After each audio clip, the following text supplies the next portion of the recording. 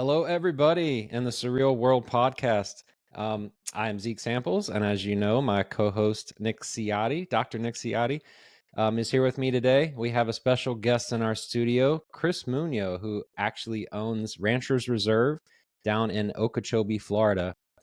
Chris has an amazing story of his belief in cattle ranching and how important it is to the integration of just our sustainable food system in the United States. He also owns Fern Street, which is a restaurant where his cattle is also served. So, Chris, thank you for coming on the show today. Yeah, Zeke, thanks for having me.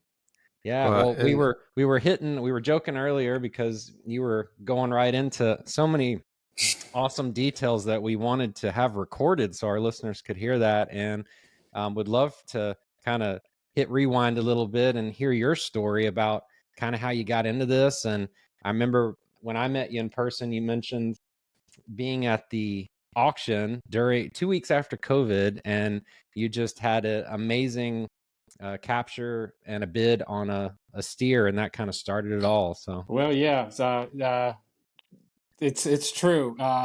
It's one of those stories where just things just kind of happened, and everything was pointing us to keep going in the direction we were going, and it kind of all came together. Um, but to take you back, so my partner Nick Scalisi and I, we were neighbors, and we had both an appreciation for food. His family was in the food industry. His family actually is in wholesale produce. So he grew up all around food. And I had a different background. I worked kind of in finance and investment banking, and I did some private equity consulting. So I kind of came from the business world, but I always had an interest in entrepreneurship and the food system. And I learned actually a lot about the food industry working in investment banking because it was one of the industry verticals that I covered. So I almost knew too much about it from the big corporations. And then as I got into the actual operations of food with Nick when we opened our first restaurant together, it kind of put everything in full circle. So we actually opened the restaurant just before COVID, which was not the best timing. The world kind of had stopped at that point. And in the restaurant business, you need a few years, to get set up to be successful. So we were kind of going backwards before we were going forwards. But we were fortunate enough to have a patio and have a beautiful space downtown where Florida, kind of opened up quicker and let people eat outside. And we just kind of adapted to that. And it sort of kind of took off from there. So our whole philosophy with the restaurant was clean ingredients, clean food, all farm to table. Actually, during the COVID period where we had some downtime, it gave us some time to kind of think through our strategy of how we can raise our own food ourselves. So that's where we got the idea to basically purchase a cattle farm and start with beef, because we figured that would be something that would be manageable for us to start with, and then we can expand into other livestock, and we've expanded into pork as well, Berkshire pork.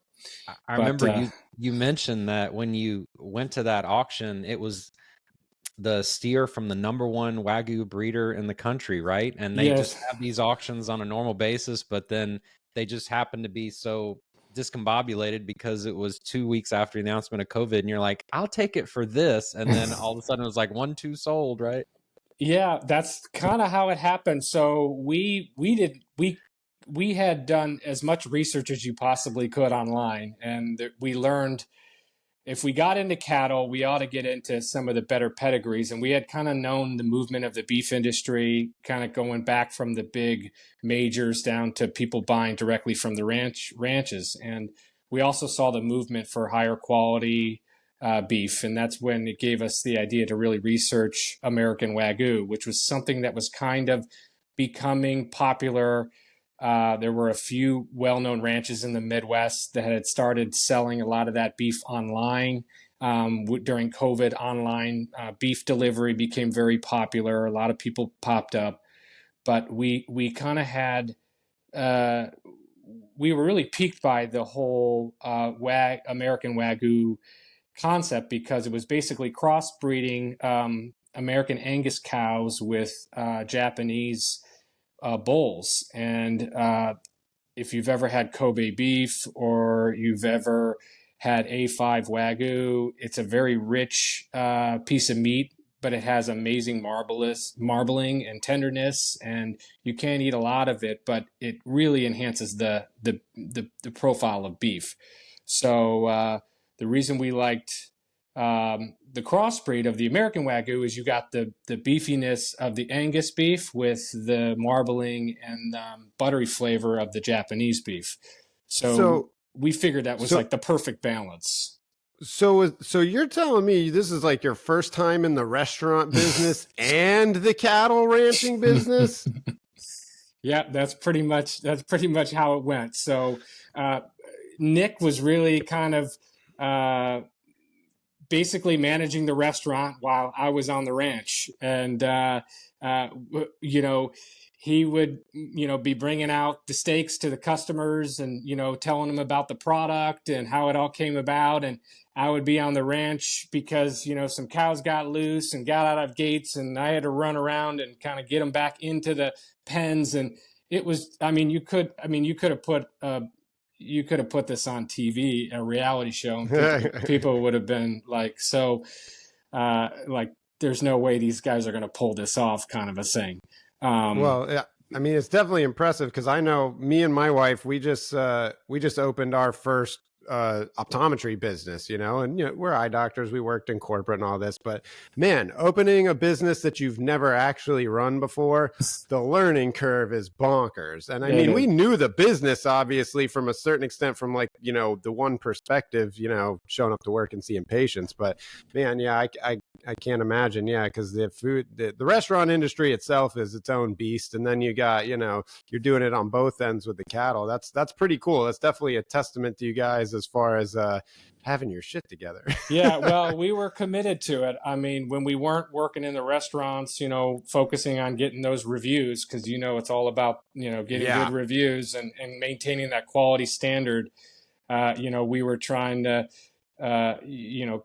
create our own food supply, and it was interesting because we found very quickly that actually after COVID, you couldn't get good quality beef anywhere. So the timing of doing everything actually worked out very well, because even today, it's hard to get good quality beef. And if we have everything from, and we do everything from start to finish. We know when the cattle are born. We know, when, how long they've been on the pastures, and then we also know sort of how long they've had access to certain feed that we put them on that helps with the development of the beef. And we also have kind of had time to make enhancements and improvements to it. We learned a lot. Like, it was kind of as we went along, we learned more about, it's not only, them being comfortable, but it's, keeping them in the same areas so that they don't get stressed out, because that changes the profile of the beef. It's also what you put into the feed that you have. If you don't use corn and soy and certain, ingredients that, could impact, the health aspects of the beef, that's important as well. So we kind of, as we went along, we picked up certain things, and then we would go through harvesting cows every, couple of months and get data from those harvests, and then make tweaks to our program to kind of develop the perfect beef. And then the restaurant was perfect because it was like a test kitchen. And we knew when we served different cuts from the beef, like, wow, this is great. This is amazing. I love this. I love that. So it was pretty cool how it all came together like that. And touching on that point where you said about the stress, I remember when you and I met and we were talking about that company I was using for meal prep. They were farm raised and organic sources of chickens and cows, but then they had a delay on the shipment to me because they said, oh, we had a case of avian flu come through. And then you said that was very interesting because a lot of chickens or the cows are brought in from other ranches and they can be stressed during the move. And there's also some cross contamination that could come in from selling and buying in between different ranches. And you would think that would be a normal thing all the time. And you said, no, we've started from one and we've grown to over 100 now, and it's all internal. Yeah, So, it's so important that like that's the whole thing is that you look at the industry, it's made up of a lot of small ranches and so Florida is actually used to be one of the largest producers of cattle a long time ago. The reason why it changed is because they started exporting the cows to feedlots out in the Midwest and in Texas. And couple of reasons. It's cheaper, to feed them out there because of the volume, and that's where the big guys are. And the other reason is because it's easier to ship them, as well, ship them out from there. So, but all that has an impact on the beef and the quality. And you had mentioned like keeping it in the same place. That's so important. Because it we've noticed it just by the results and the data that we get that our beef is much better the better we take care of them. So Yeah, and I would imagine just like humans, people I think take for granted when food just ends up on their table. But, a stressed out animal is going to be an animal with a lowered immune system. A stressed out animal is going to be an animal secreting stress hormones. A stressed out animal is going to have all these issues that, go into the final product, in terms of, we are consuming them at the end of the day. And yeah, I just, and I've been on a meat eating journey the last few years. Just, from a health perspective, I'm constantly on this, search for what is the most nutritious way to eat. And, especially through my research in type 2 diabetes, you find out that people are just on these super heavy processed carbohydrate, high sugar diets. And we're just seeing so many people kind of heal themselves and make all this headway health wise, going to a kind of high protein, good quality meat based diet, which still controversial at the end of the day. But I mean, the anecdotal evidence out there is crazy. The kind of carnivore movement and all of that is, catching a lot of momentum because it's helped a lot of people. I'm not saying you need to do a strict carnivore diet, but it's helping a lot of people, just inflammation, autoimmune disease, cutting out all these, processed foods. And then when you start realizing, hey, meat is a really good source of nutrition, then it comes down to finding the quality meat. And that's, that's why it's really cool to hear what you guys are doing. Yeah, well, that's actually the criteria that we used when we looked into the breeds. So there's 4 breeds of Japanese Wagyu, and we chose Akaushi, which means red cow in Japanese. And there are certain benefits to the fat in the beef, just in their genetics naturally. They have like high amounts of like oleic acid. And that basically has a ratio of more monounsaturated fats to unsaturated fats. And those are like basically healthy fats that melt into the meat, that are better for you, better for your heart, better for your immune system, better for recovery for your body. So, people don't realize that like not all beef is the same. And you really gotta look at certain, if you're going to buy a certain breed or buy from a ranch that raises cows a certain way, you really got to understand their program, because their program is basically everything combined. It's the certain, like I said, how they care for the animal, where the genetics of those animals, and what they're using in the feed as well. So all that stuff makes your beef product on your plate. And there's a lot that goes into it. It's not just sticking cows on some land and hoping that you're going to get good beef out of it. There's really a lot of science that goes into it. And you told me too that the way that some of these mass grocery stores even produce their beef that we would buy right off the shelves, it could be multiple cattle or multiple cows in just one 1 pound serving of the beef. And I never look at that stuff the same now, man. It's like, I want a burger, and then I go to the grocery store and I'm like, are these 3 cows or 4 in my 1 pound of beef? Because they just throw them all in there. Or 100 cows. Yeah. Right. I've watched some videos on that, and they're talking about, a pound of ground beef could have 50 to 100 different animals in it. Oh, yeah. I mean, wild. You have no idea. So the moral of the story is, if you find a good beef ranch, that's local, that's in your area, and you do a little bit of research on their program, more than likely there's enough transparency there where you're going to know exactly what you're buying and what the product is. And I think America's moving back toward that. I think people want to support the farmers and the ranchers in their area, and they want to be part of that supporting local movement. So yeah, for sure. So I was playing around on your website, which now it kind of makes sense that you guys don't ship right now because of how new you guys are, just figuring out all the things you're figuring out. Right. Is that something that's going to be on the horizon at some point for you guys? Well, potentially down the road. We're believe it or not, I mean, we love the restaurant business, and we had.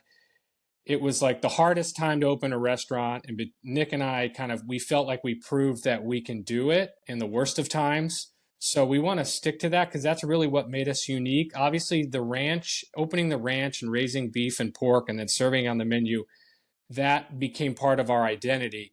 But we felt like there's just so many locals that come into the restaurant, support us, and love the concept and love the idea. And I get people that tell me, I love what you're doing. Keep doing it, And we feel like there's more opportunity for us in the restaurant space.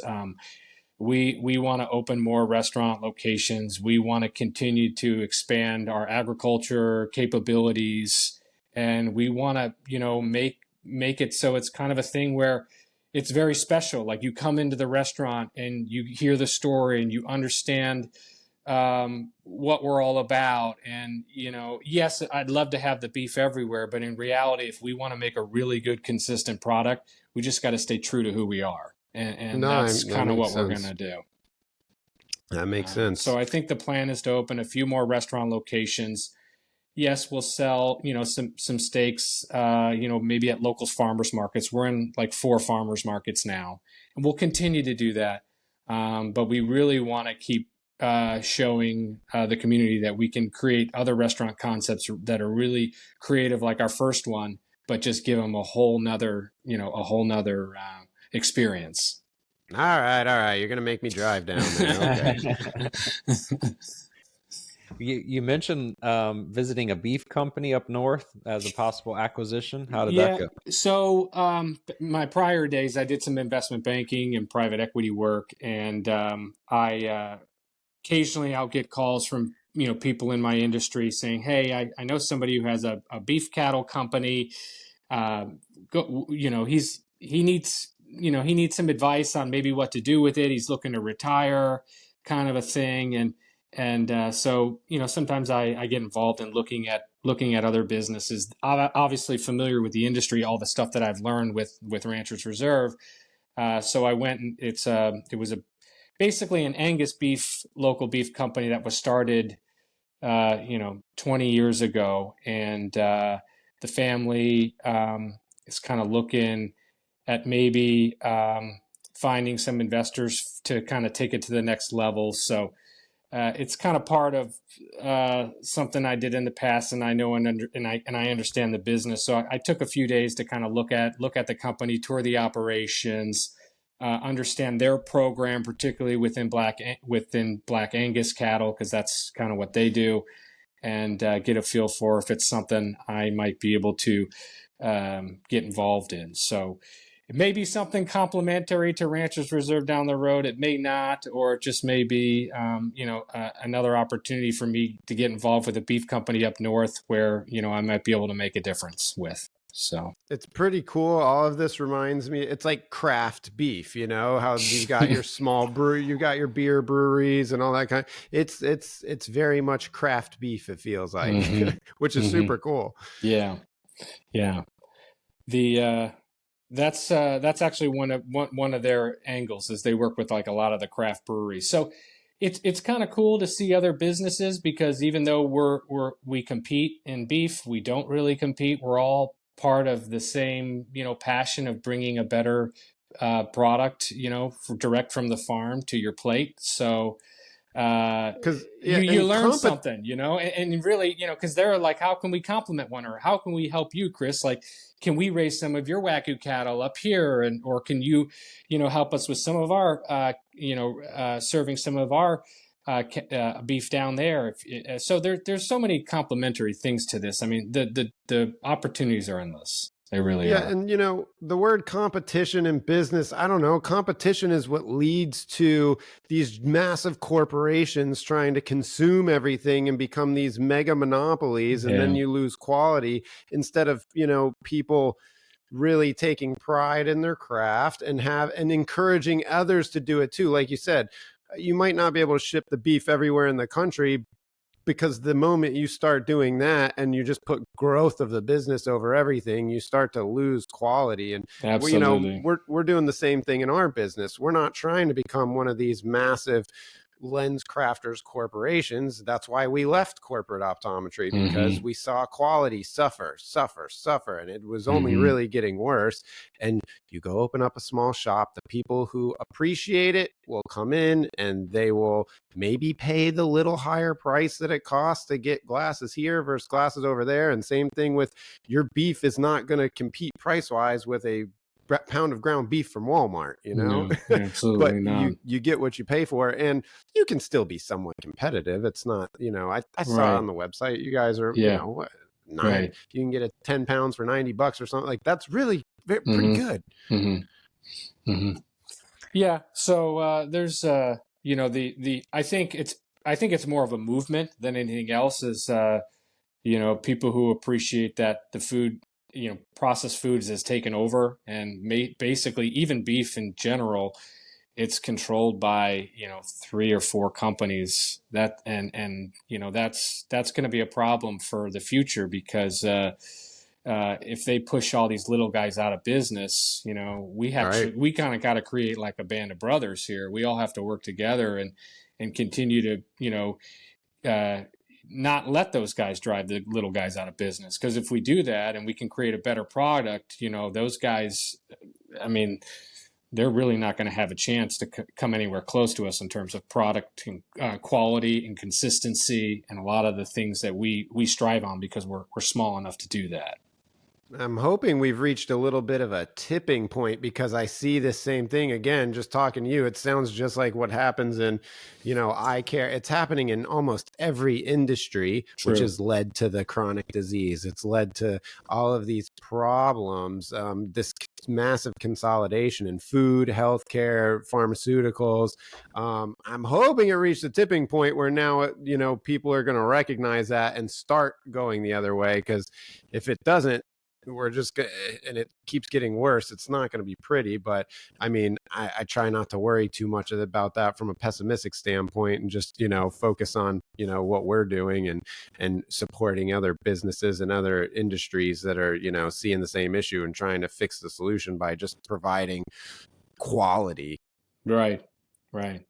Well, there's also a kind of a health and nutrition side to this. Obviously, the aspects of the beef, like I talked about, but they're with, like you said, with the carnivore diet and the movement into, people that want to just live a healthier life and eat better quality food. We can create that just by utilizing every aspect of the cow, right? And even taking the organs, which is actually good for consumption, for human consumption. If you mix that in, with the ground beef, we're even working on like a product now called like an athlete blend, or an ancestral blend, and it's going to really give the best of both worlds. So for athletes who want not only do they want really good quality beef, healthy beef, but then they get the nutrients that are in the organ meat mixed in with their beef. I mean, I think that's like the future, I go out for of my what people way. want. I go out of my way for that. I mean, luckily there's a couple places around here I can find that have like, it'll be a grass-fed beef with 10% organs, in the ground beef. Like when I see that, I'm like, oh my God, this is great. I found some. Like, Yeah. So Yeah. the more I think people start recognizing that, even one of the protein shake blends I use, I think it's by Mark Bell. He's a powerlifter, bodybuilder guy. He made a protein powder that's made out of beef isolate and organ meats, are all in there. So I'm always looking for that type of stuff. Once you really start reading into the kind of nutrition science of like how nutrient dense these animal products are, including all of these, especially when it's a good quality raised animal. And then you can in the bone marrow, the organs, I mean everything. It's it's a really nutrient dense source of food for sure. Yeah. What was your plan, or how did your plan come up on adding the pigs, and when did you do that? So the Berkshire pork was, we saw it as kind of complementary. We had, a lot of people, had asked us just when we started doing the beef, hey, do you guys do pork, even at the farmers markets? And we wanted to go for like, a high quality restaurant grade breed. So that's when we did a bunch of research on the Berkshire. And when we started our ranch, we actually, my business partner, Nick, met a guy up in Ocala, actually lives in Lake Butler, Florida, who, is also in the, raising cattle, beef cattle. He sells like quarters and halves, delivers locally, that kind of a thing. Small family operation. He also had a lot of experience in pig farming, and he gave us some pigs to start with, and we put them on the ranch just to learn a little bit about how raising them would be compared to the beef cattle. And we found that it was a lot of work. They make a big mess, but if raised right, and they root in the soil and they get access to the right nutrients in the grass, it could also be a very good quality product. So it's a guy by the name of Billy Ray Hunter. He now manages our Berkshire program. So he had some land that he said, look, let's look for the best breeders we can.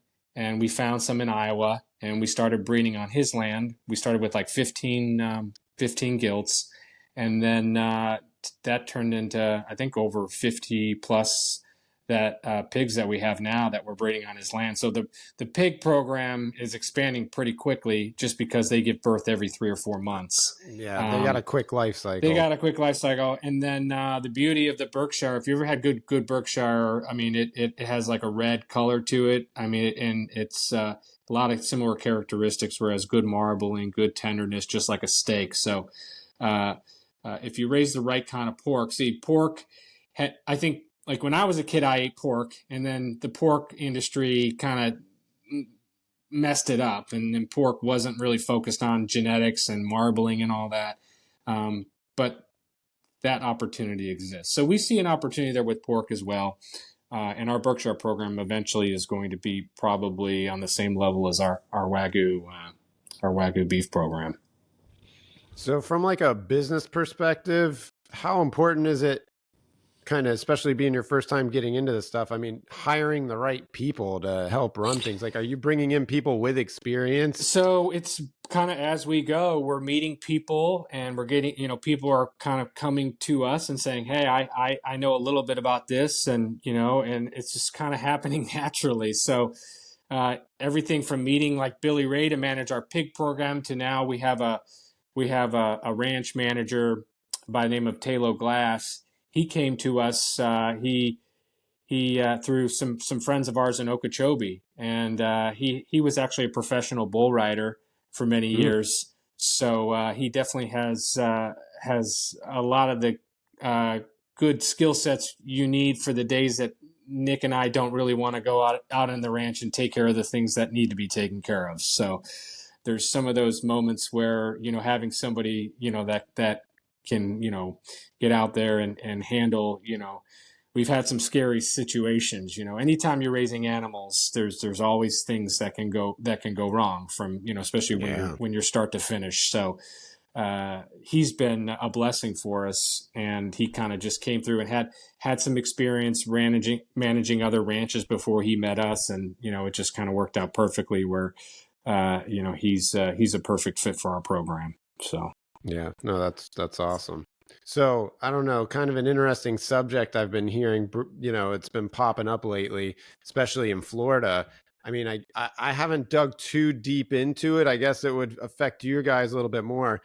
This lab grown meat stuff, it's like, it's interesting from like a science perspective, but like, I think Governor DeSantis has kind of tried to put a squash on that in Florida. Yeah. I just think the jury's still out as far as like even if we take like how it affects from an economic business perspective, who knows how this reacts in the human body. I'm just finding it hard to believe that you can engineer same level nutrition meat from a culturing meat. It's interesting, but I'm definitely not sold on it. No, I mean, if it wasn't bad enough that all of the foods became processed and were basically put into factories, now they want to put our food into lab systems. I mean, talk about going backwards. I mean, it's definitely not where we need to be. I mean, we just need more people interested in agriculture, and I think that's coming. I think it starts with just educating our kids about how where food comes from, and when it's done right, it can be really good for you. And the people that are steering you away from it are people just trying to make money on things that aren't good for you. And it's kind of how a lot of industries became big here in America. Industries that were designed around things that weren't necessarily good for us, but it enabled somebody to make money. So if we get back to our roots and eating, healthy food grown on a farm, focus on like the right kind of things like organic and, key things that, are important to making sure you're consuming things in the body that are good for your body. I think that's the most important part about the food in the future, and what you should look for if you're going to buy it and support anybody that is in the industry.